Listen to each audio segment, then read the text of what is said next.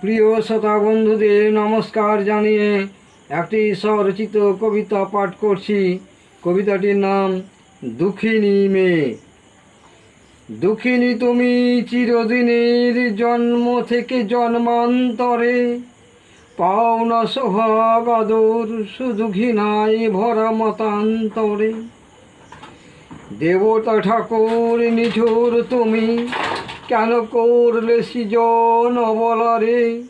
বামা বলে বাদ বেঁধেছ, রেখেছ চিরকালের দাসী করে।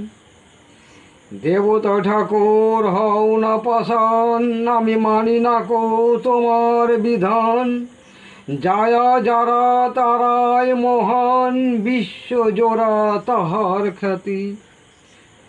পরের ঘরের লক্ষ্মী তুমি, আশিস দানি দুহাত ভরে।